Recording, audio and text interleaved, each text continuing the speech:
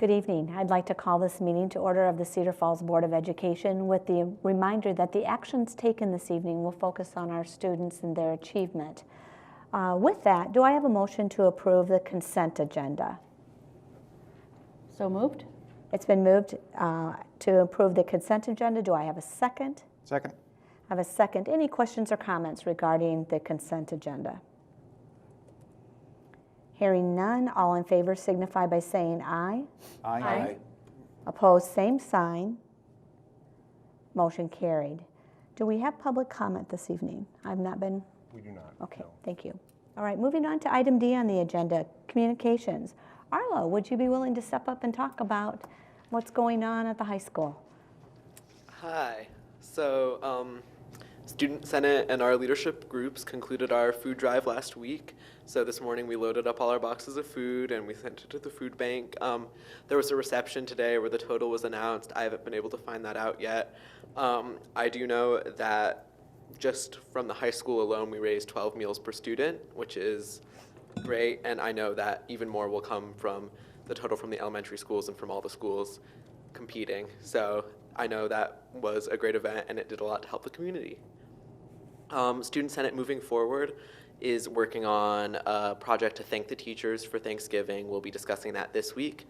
And we are also partnering with Holiday Hoopla and Community Main Street, and we're going to be helping with an event called Baby It's Cold Outside, where we will be making bagged luminaries and placing them and maintaining them throughout the night, and that'll be a good way to get involved in the community and get out and help with that.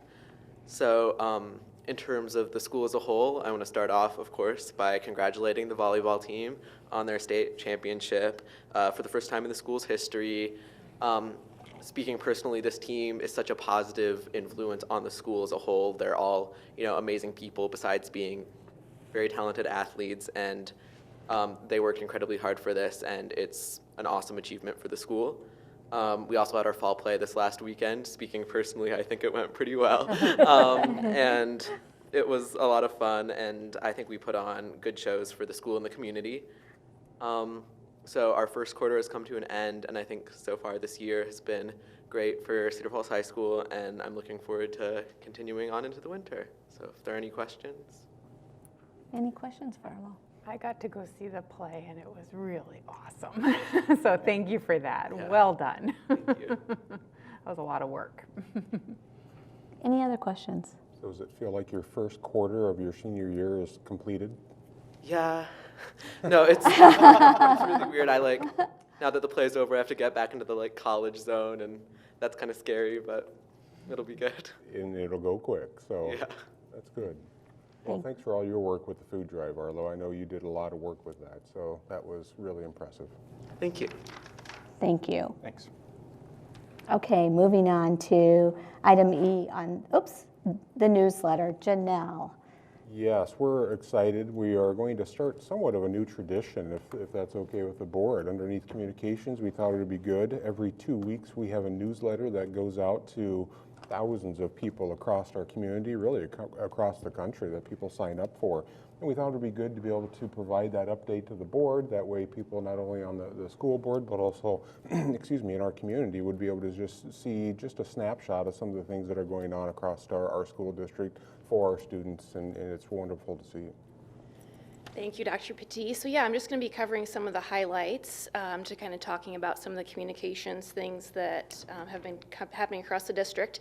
This is just a real quick snapshot of what the e-newsletter is.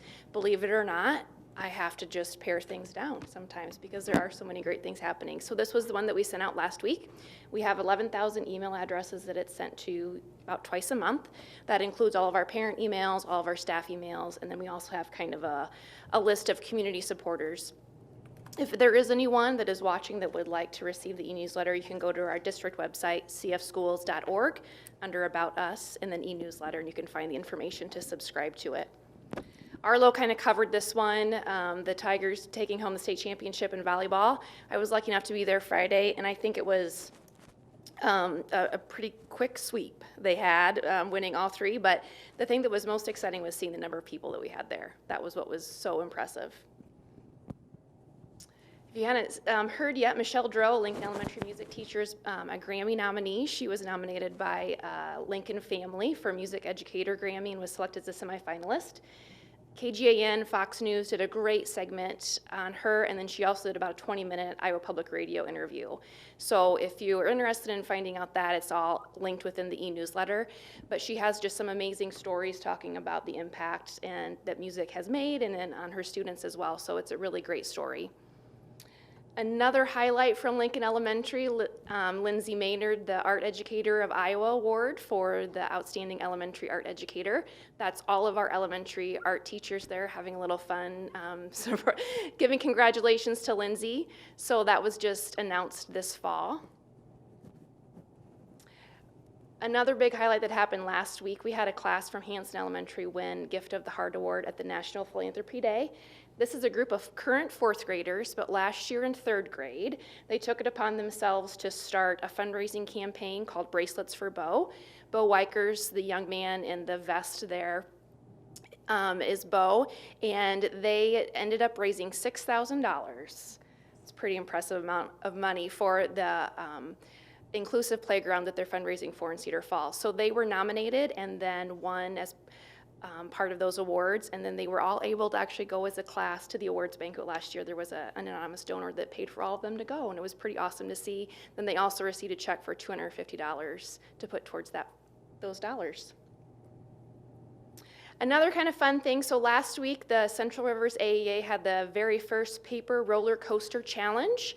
We had some students that went to it. They had 3 hours to construct a paper roller coaster and then had different things that they competed in. So they had overall winner, most creative, tallest, run time, and then they used a marble to basically run what they considered the roller coaster. So you have some great shots there of the students actually working. There were 6th grade students that went to this. It was kind of I think it's something the AEA will kind of continue to do, but it was a great experience for our students. This is kind of talk about, our 6th graders doing paper roller coasters. Well, we have high schoolers that are working with NASA right now. So our Rocket Club, they finished 5th at Nationals last spring. Because of that finish, they were invited by NASA to submit a proposal to then be one of the top 25 in the country chosen to then work with NASA to create a unique idea they have for a rocket. So the idea they have is testing the solar intensity of the sun as altitude increases and how that can help fuel the rocket. Clearly I copied and pasted that information, nothing I quite understand. Zeb Nicholson is the instructor, and this photo is actually taken when they were at the administration building and they were doing a video conference with NASA. Another kind of really fun fact, I guess, is there is a CF grad from 1980 that happened to see in their staff newsletter that Cedar Falls High School was one of those top 25 chosen. So he reached out to them, and they have now connected with this graduate that is really helping them along the way through this whole process. And then they will go to Alabama in April for the actual launch. Mm-hmm. But they're going through the whole design process, and they are an amazing group of young men that I'm able to kind of get to know a little bit as they've been going through this process. So that's really exciting. Another big highlight at the high school, our yearbook at the Iowa High School Press Association won Iowa Yearbook of the Year, and then the Tiger Highline staff won News Team of the Year. Congratulations to them and Brian Winkle, who oversees. Last week was the Cedar Valley Family STEM Festival. We had an amazing display of different things that the district does across STEM. We had Makerspace, the CAPS was there, the Rocket Club was there. We had green screens, Osmos, coding, all different kinds of things. So the STEM Hub at UNI kind of coordinates that, but we work together with them and a lot of other entities to have all of these opportunities available for families to come and try out. And you can even see on that one side, they actually, as part of their Makerspace at homes, they have knitting as one of those options. So that was kind of fun. They sat there and they knitted, and one of those things you don't realize can actually be part of STEM.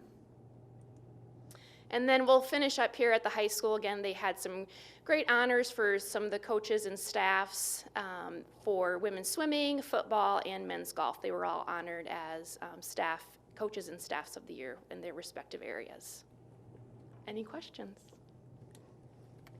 Thank you, Janelle. We just think this is an important topic to cover just in a short 3 to 5 minute segment, just so people can see the wonderful things that are going on. We say it quite often. We've just got tremendous staff, outstanding students and parents, and we want to make sure we highlight the great things that are happening across our district.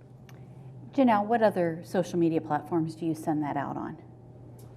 Sure. Great question. As a district, we utilize Facebook a lot. So Cedar Falls Community School District utilize Twitter, and then we also have LinkedIn, Pinterest, on Instagram. So those are all the platforms that you're able to access it. And then we also have a lot of other social media within the buildings, and different teachers have. So there's a lot of information out there you're able to gain by being on the social media. Thanks, Susie. Thank you, Janelle. Can I add just one more component underneath communications? We had somebody that made public comment last board meeting about how much money that we can actually bond for, and the maximum amount that we can bond for underneath the Iowa Code is a little over $110 million. It's $110,500,000. I just want to make sure that the board members knew that. Thank you, Dr. Patty. Okay, moving on to item item E, the American Education Proclamation. Mr. Young, would you bring your team up and introduce yourselves? Well, I'm Jim Young, a fourth grade teacher at Hanson. I'm Cynthia Ryder. I'm a para at Hanson. And I'm Christy Lenhard. I am also a para, but I'm at Holmes. And this represents American Education Week, and when I first came to the district in 1984, it was a big event at that time, district-wide, and so as people have gotten busier and busier, it's gotten less and less, and so it's something that I still feel connected to. That's why I've been here for the last number of years doing this presentation. On your desk tonight, there is a sample of a piece that I put together in writing, and then our art ambassadors made the little hearts. Elise Trusheim oversees our art ambassadors, who are fifth graders at Hanson, and our Hanson PTA then purchased the little globe balls, stress balls. So this morning, as people came to staff at our school, everybody, and I met all the bus drivers as well, but food service, everybody in our building had that sitting on their desk waiting for them this morning as a way to celebrate American Education Week. So our proclamation today is, and by the way, I really appreciate our joint responsibility or joint effort by the school board administration, support the ESPs and the CFEA for our legislative forum, which is Wednesday, December 6th at 4:15. Right now we have 2 legislators who have said yes, Bob Kressig and Jeff Danielson. I will continue to reach out to the rest that were invited. Their deadline was this coming Friday to let us know to participate. So we hope to see you all at Pete that afternoon. So thank you. So the proclamation says, whereas public schools are the backbone of our democracy, providing young people with the tools they need to maintain our nation's precious values of freedom, civility, and equality. And whereas by equipping young Americans with both practical skills and broader intellectual abilities, schools give them hope for and access to a productive future. And Whereas all education employees, be they teachers, counselors, teacher librarians, instructional coaches, curriculum specialists, paraprofessionals, school secretaries, custodians, nurses, maintenance and grounds personnel, technology specialists, bus drivers, food service, building principals, business services, human services, district administrators, school boards, or substitute ESPs and teachers work tirelessly to serve our children and communities with care and professionalism, and work together to provide a safe and healthy learning environment for students. Whereas schools are community linchpins bringing together adults and children, educators and volunteers, business leaders and elected officials in a common enterprise. Now, therefore, as we are representatives of the Cedar Falls Educational Support Professionals and the Cedar Falls Education Association, do hereby proclaim November 13th through the 17th as the annual observance of American Education Week. Thank you. I should say that during this time, we get invited to come into the buildings, and We leave on Wednesday to go to our Iowa School Board Association's convention. So sometimes we aren't able to participate in those opportunities, but just know that we are there in heart and soul with you, and we're down learning in Des Moines so that we can come and bring that information back here and become a better school board member and be active when we meet with our legislators hand in hand. So we'll be down there thinking about you, and we celebrate you also for everything that you do. So thank you. And sometime you can communicate to the staff as a general thing that you want to do. Thank you, Jim. Okay. Moving on to item F, the approval of plans, specifications, and to set a public hearing for the high school outdoor track repair. Mr. Nesker. Oh, thank you. If Janelle, if you want to pull the PowerPoint up, we are looking to have to do some work on the all-weather outdoor track at the high school. As you can see on the screen, original all-weather track was constructed and installed back in 1997, and then in 2007 the district then resurfaced or added a skim coat on top of the track, and then in 2013 we literally patched the track in order to try and extend the life of the track. We took some photographs to kind of show you what it currently looks like. You can see that first picture was basically the one aisle. Here you can see on the photograph on the left how the surface itself is pulling away from the undersurface or the asphalt that's underneath the track. There's some issues with some stormwater drainage that we hope to be able to take care of at the same time. The photograph on the right is a typical photograph that shows the types of holes or divots in the track where we're down to the bare asphalt. Again, on the left, there's another part of the track with the same issue. The photograph on the right shows a patch that we had installed back in 2013, I believe it was. What we're trying to show here on these two photographs, the one on the left probably shows it a little bit better, where the bottom of the track is at right above the asphalt. You can actually start to pick that up and peel it off of the asphalt itself. That's real common across the track in different sections. The photograph on the right also attempts to try and show that, but I think the one on the left does a much better job of that. You can literally stick your hand underneath it and lift the whole track up in different sections. And then the last photograph we have here, what we're trying to show is, again, on the left, we have a lot of spiderweb cracking in the top surface of the track. And on the right, you can see where it's bare down or wore down basically to the underlaying asphalt. The track has, when you install a new all-weather track, it has a little bit of a spring or a bounce to it. If any of you have ever walked on a brand new track, you sort of know what that's like. Mm-hmm. I don't want to say it's like walking on a wrestling mat, but it's somewhat similar to that maybe. And this we've lost all of that. We've got spots. Another way to describe it would be when you drive your car down an asphalt blacktop or a highway that is in need of resurfacing, you'll get grooves where the tire or where the main lines where the tires run. This track is starting to get the same thing. You can actually start to see little grooves where the runners are running when they've done their events. The typical track, outdoor track, will last about 10 years before it's resurfaced, which ours did. And then when we resurfaced it in 2007, we were told we could get 3 to 5 years out of that. Well, we got 5 out of it, and then we were supposed to redo it in 2013, but we patched it. As the conversation started talking about different facilities and different options for that facility, but we're just at the point now where we really need to do something with it. We're not going to be able to do anything in time for next track season, but if the board would go along with this and approve this, We would have this work done in June of 2018, right at the end of the track season.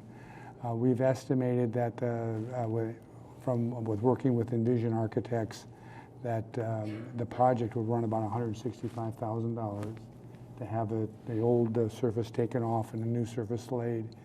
And this was a part of the physical plant and equipment levy master plan that the community approved last year. And it was scheduled to be done in year one, and the school year is year one of that new plan. So Cody Mills is here from Envision Architects as well. If you have any questions, we'd be certainly more than glad to entertain those at this time. All right, do I have a motion to approve the plan specifications and set a public hearing? I move that the Cedar Falls Community School District Board of Education approve the plans, specification, and form of contract, and set November 27, 2017 at 5:30 p.m. as the date and time to hold a public hearing for the 2017 high school outdoor track repair project. Thank you, Jeff. Do I have a second? Second? It's been moved and seconded. Any questions or comments regarding this project? Oh, Is it okay if I make just a couple quick comments? Number one, this is a track that we know is utilized by a lot of our activities, our physical education, but also a lot of our community members, which is exciting. So as we look at long-term facility needs and planning over the course of the next multiple months, multiple years, we know that this resurfacing and track, especially with the lifespan of what it'll last, will certainly last long enough into the future that will allow our community and certainly our students to be able to use it for that lifespan. So we know that this is certainly a good investment, not only for safety and security for kids, but also just the use that it gets across our community with our parents, with our community, with our students, with our staff. right. Any? Can you talk, Andy or Doug, just about, we've got great partnership with, for example, the university on the tennis courts, and that's something that's been, three-way between everyone. The UNI does have a very nice track that's next to those tennis courts. So I don't know what the other alternatives are, but talk a little bit why this is going this route versus trying to do some kind of shared resource with other community members is not an option. Go ahead. We looked at all the options, as we always try to, as we try to balance what is the best fiscal responsibility of the district as well as community partnerships, because we want to be best partners as we can for our community. When we looked at different track options, the challenge with track, unlike tennis and some other activities, that season is exactly the same as what it would be at some of our college partners and sometimes some of our local partners when you look at Tiger Track or some of the other community track activities that we have. So we couldn't share a track because they're used at the same time.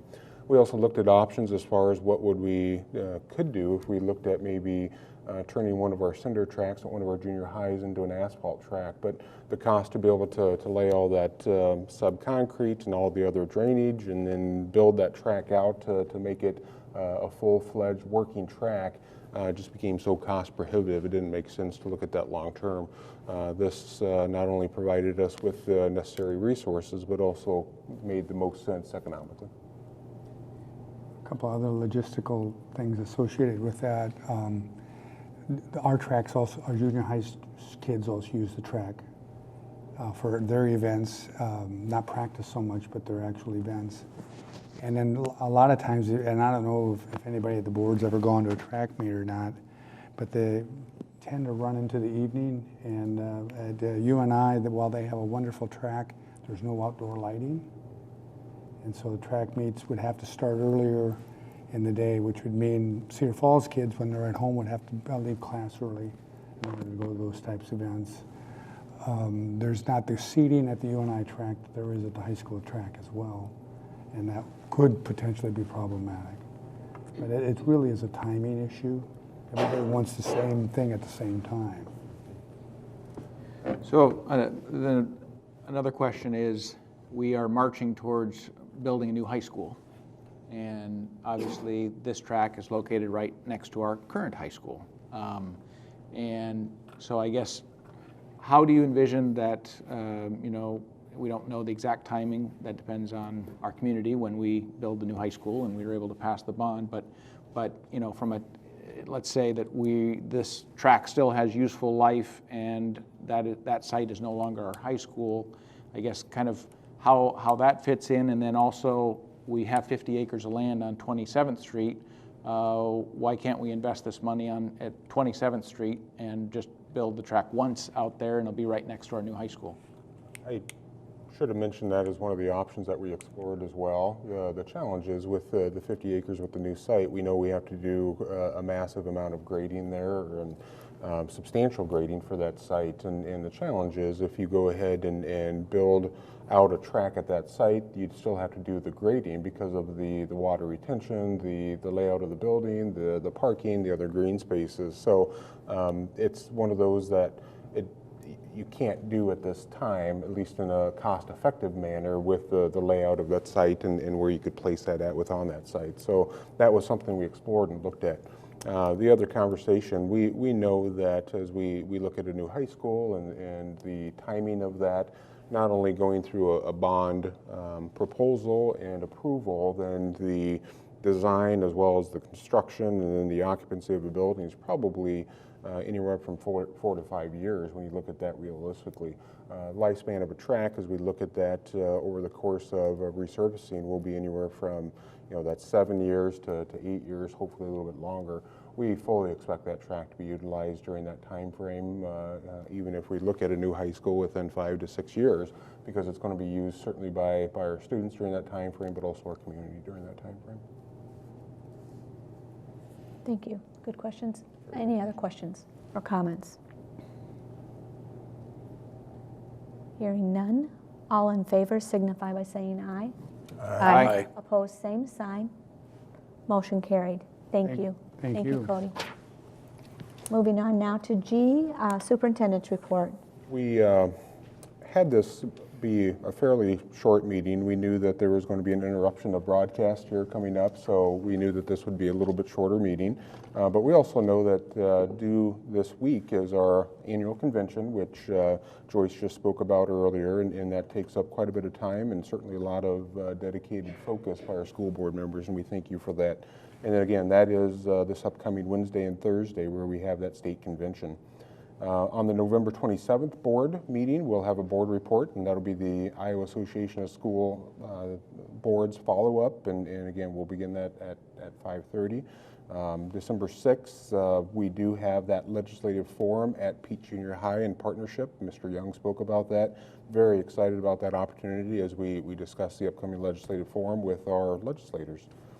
December 11th, our board report is listed as science. We're trying to work on that and look at that being potentially learning-based grading and making a few transitions and changes with that. And then you'll see in your board packet, there's also the board and superintendent goals, and certainly those are there just for you to review and look at, and hopefully then at that November 27th meeting, we'll have those for approval. I guess the caveat that's not on here, we did have the Google form that looked at board devices, so we will try to get our board devices updated. Our board devices have not been updated since, I think, 7 years ago. So appreciate everybody for filling that out. Any questions regarding the superintendent's report? Any questions, comments, or concerns from board members? Item H on the agenda. I would say that tomorrow night, the Cedar Falls Booster Club is hosting the winter sports kickoff at 7:30 in the gymnasium. So please come out to show your support of the teams and the coaches. Thank you, Susie. Anything else to come before the board? Hearing none, do I have a motion to adjourn? So moved. It's been moved by Jeff. Do I have a second? Second. It's been seconded. All in favor signify by saying aye. Aye. Opposed, same sign. We are adjourned. Thank you. Thank you. Thank you. Great job.